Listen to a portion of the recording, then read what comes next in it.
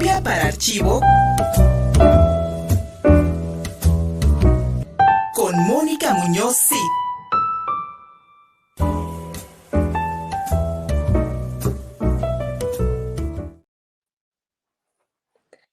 Hola, pues encantados de tener hoy a Adrián White. Adrián está participando en esta nueva sesión, nueva emisión de Flash 2.0, Arte Contemporáneo en Puebla, que está auspiciada por el Museo Amparo y por el Instituto Municipal de Arte y Cultura de Puebla. Y pues Adrián, bienvenido, qué gusto volver a platicar contigo. Ya habías estado en Contigo Puebla, pero pues bienvenido.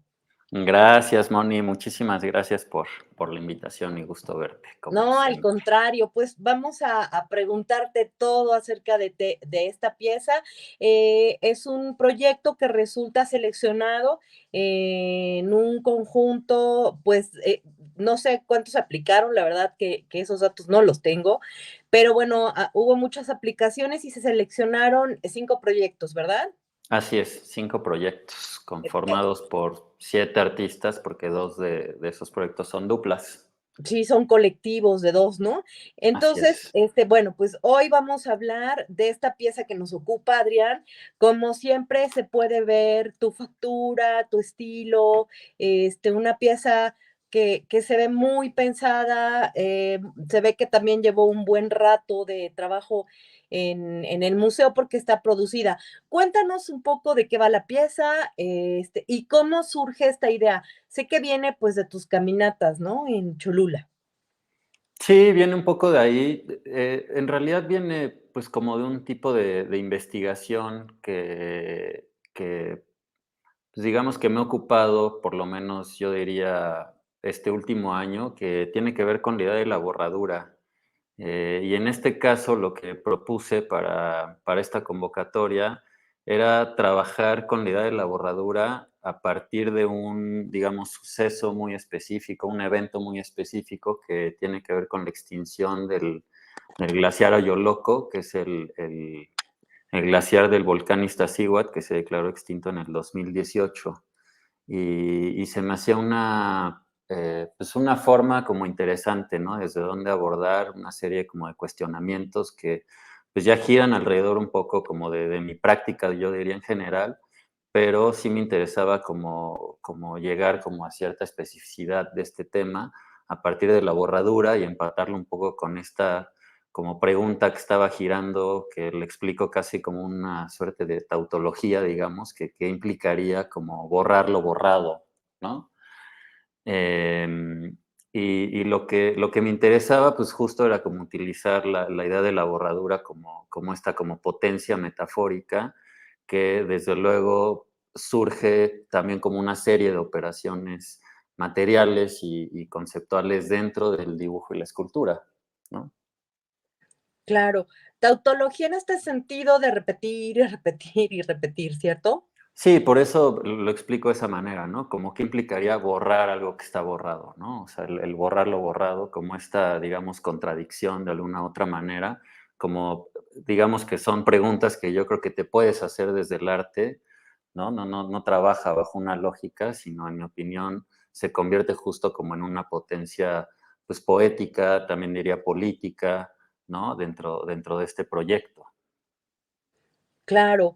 El tema, pues, es un tema, complejo. La verdad es que estamos ya acostumbrados a tener estas noticias con toda la problemática que se da en cuanto al ambiente, al medio ambiente y cómo, pues, se va consumiendo, va desapareciendo, va cambiando el entorno y al mismo tiempo la forma de vida de la gente que lo habitamos. Entonces, pues este calentamiento que ocasiona la pérdida del glaciar, a ti te creó estas piezas blancas con grafito. ¿Cómo brincaste de este pensamiento a la acción de que llevaste a cabo en el museo? Pues mira, por eso hablaba un poco también de la borradura, que eso es algo importante, pensarlo también como una serie como de operaciones materiales, tal cual, cruzadas desde luego a partir de distintos lenguajes, que en mi caso es el dibujo y la escultura para este proyecto, y lo que propuse, y ahorita podemos como indagar un poquito más sobre esos procesos, pero eran dos procesos básicamente. En el dibujo lo que propuse fue, a partir de estas caminatas, que desde luego, como tú bien mencionas, propuse hacer, ¿no? Hacia el volcán, ¿no? Hacia el glaciar, es sacar una serie de fotografías y recolectar una serie de objetos, ¿no? Entonces las fotografías, a partir de las fotografías escojo una sola imagen y lo que hago es este proceso de llevar la imagen fotográfica hacia un proceso gráfico que es en realidad colocar un papel de algodón, poner un papel carbón, es decir, un papel negro para hacer transfers y proyectar la imagen sobre ese papel negro y intentar de copiar esa imagen, es decir, un tipo como de trazo ciego que estás haciendo, porque en realidad tú no sabes lo que estás dibujando sobre ese papel, simplemente estás adivinando, no sabes en realidad las marcas, qué información estás pasando o no de la imagen, y al terminar esto, sacar una fotografía de ese resultado y repetir exactamente el mismo proceso. Entonces es una suerte como de borradura gradual que estoy haciendo sobre esa imagen, ¿no? Que la imagen, desde luego, es una imagen del paisaje, del volcán Iztaccíhuatl, bueno, del glaciar. La segunda era a partir de estos objetos que fui recolectando, que son piedras, ramas, plantas, etcétera, etcétera. Lo que hice fue proponer un proceso que es en realidad un recubrimiento material de estos objetos, en donde voy tal cual sumergiendo estos objetos en una pasta cerámica, los saco, los dejo remojar, bueno, escurrir más bien, perdón, se secan y vuelvo a repetir este proceso por muchas, muchas veces, ¿no? Entonces es un tipo como de encapsulamiento del objeto, un tipo de borradura, que así lo interpreto yo, del objeto, ¿no? Y bueno, hasta ahí te puedo contar del proceso y ahorita podemos entrar un poco a lo que entiendo yo un poquito por esos procesos, ¿no? Por eso hablo como una potencia metafórica que puede estar sucediendo dentro de eso. Exacto. Esta repetición del acto, tanto en el dibujo de sobreponer, que tú llamas borrar, pero también hay una acción de volverlo a hacer y volverlo a hacer, y una capa y otra, y otra, y otra, y otra, que se repite Ujú. en las piezas escultóricas, porque igual estas piezas se recubren y se recubren y se recubren y se recubren hasta que se convierten en una especie de fósil. Exacto. Sí, hablamos en algún momento, pues como en este seguimiento del proyecto, casi como de un tipo como de pensar la arqueología como del futuro, una cosa así, o como la historia del futuro, ¿no? Que el futuro tiene un tipo de historia. Y es bonito que menciones, pues, como esta relación con el tiempo, ¿no? Yo hablaba como de un tipo como de durabilidad o como un acto performático de la durabilidad, que para mí tiene que ver también con cómo, digamos, tratamos estos procesos, estos objetos, este acercamiento al paisaje, pensando que el borrar también puede implicar un tipo como de, no necesariamente implica eliminar algo, sino lo estaba interpretando como una forma como ralentizada de construir otro tipo de cosas, ¿no? De abrir otro tipo de posibilidades. Y por eso el tiempo es muy importante y la duración es muy importante, porque de alguna manera es como un acto como de resistir el olvido, ¿no? Lo he hablado de alguna otra manera, ¿no? La manera en que tratamos las cosas, el dibujo, etcétera, o sea, todo ese tiempo que hay ahí, en realidad implica como una resistencia hacia ese olvido, y desde luego hablando específicamente de la extinción del glaciar, ¿no? También había una cosa como importante que me interesaba, por ejemplo, en relación al dibujo, que era también como una pregunta que me estaba haciendo, es como qué implicaciones en realidad tiene con la idea como de cancelar nuestra mirada momentáneamente, ¿no? O sea, el acto de no ver, ¿no? ¿Qué significaría? ¿Qué implicaciones tiene metafóricas dentro de eso? Y cómo también desde ahí te puedes conectar, digamos, con las personas que ven la pieza, ¿no? O sea, si pueden hacer esa pregunta en ellos, ¿no? Se me hacía, por eso hablaba antes como de un tipo como de acto político, también lo estaba intentando de entender de esa manera, ¿no? O abordar desde ese lado. Oye, y paradójico porque hablas del tiempo, pero a la naturaleza le llevó mucho tiempo, llegar a un punto, el cual, pues, ha sido cancelado muy velozmente por nosotros y por esta prisa cotidiana que ha, provocado el daño ambiental tan velozmente. Sí, desde luego, ¿no? Desde luego, y por eso era importante, pues eso, ¿no? Por eso hablo como de resistir un poquito a eso, y el tiempo en ese sentido se vuelve muy importante, ¿no? O sea, ¿qué tanto podemos ralentizar ese tiempo y entrar, por lo menos intentar de abordar, ¿no? Otro tipo de temporalidades, ¿no? Que pueden salir un poquito de nuestra cotidianidad, ¿no? De esta inmediatez de la que tú estás hablando, ¿no? Entonces son procesos largos que tú conoces un poco mi trabajo de antes y siempre de alguna manera ha tenido como este posicionamiento, ¿no? O sea, cómo podemos extender de alguna otra manera el tiempo y qué significa para cada uno esa idea como de extender nuestro tiempo ahora justo en relación a esto que mencionas, ¿no?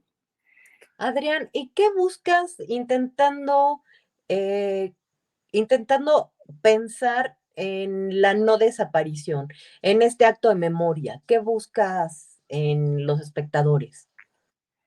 Pues no sé, es una pregunta muy difícil, Moni, en realidad, porque, o sea, buscar en realidad una reacción de los espectadores sería pues como muy difícil y algo, yo diría hasta un poco cerrado, ¿no? Yo diría que el hablar de esto, ¿no? Y lo hablaba el otro día también, es pues como tomar algo desde donde pueda yo generar una suerte como de reflexión o construir una serie de preguntas, de repente atreverme a hacer un tipo como de respuesta temporal a eso propia, ¿no? Pero la idea es que esto también en algún momento desborde de alguna manera como la especificidad del tema, ¿no? Y lo abres hacia, pues digamos, el posicionamiento de cada persona, ¿no? O sea, la idea es generar, o sea, que eso pueda generarle preguntas a la gente, ¿no? Desde luego, en este tipo de proyecto, pues también hay que ser,